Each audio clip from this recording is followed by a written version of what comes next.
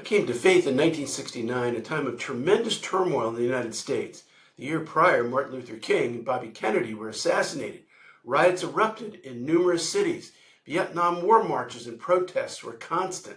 Societal norms and authority were challenged and underwent significant changes.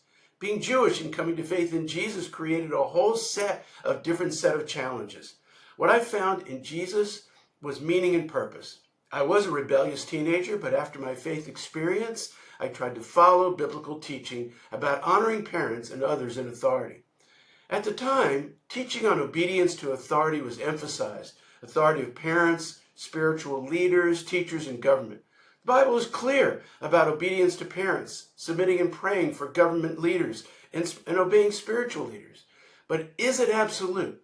Are there situations where it's appropriate to resist? Most well-known biblical figures resisted authority. Take Jesus.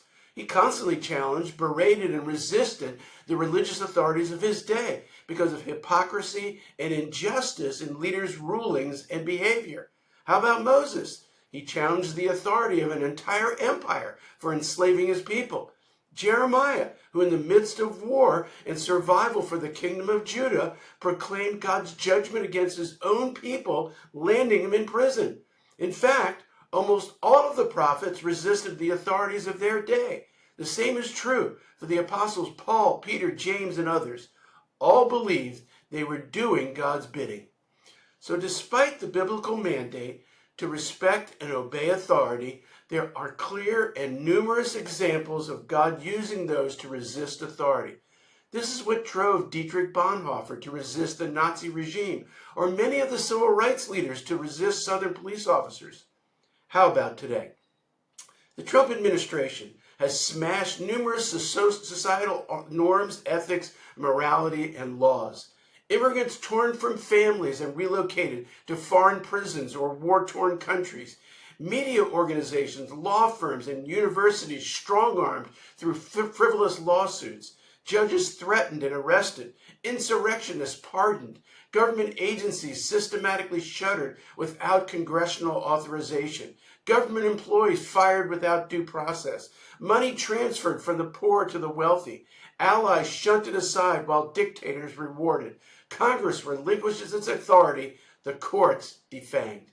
Sadly, history shows the church often siding with authoritarianism from Nazi Germany to Jim Crow South to modern Russia, Brazil, and Hungary. During challenging times, I always ask, what would Jesus do? If he were here alive on the earth today, I believe he would resist this undermining of society and its institutions. What can we do? 1. Boldly speak the truth through social media and news media, making it clear that followers of Jesus do not support these measures. 2. Join protests and include signs with relevant scripture verses.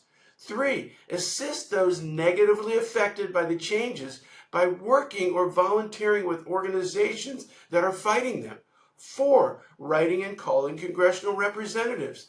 5. Voting for candidates in elections that oppose these changes. 6. Stop watching and listening to right-wing news narratives which propagate misinformation and lies. And finally, pray that the spirit of delusion binding the minds of most evangelicals is exposed. Finally, the Bible makes clear that suddenly the wicked will be overthrown. To learn more about politics and the gospel, consider my new book on Amazon, How Politics Has Distorted the Gospel.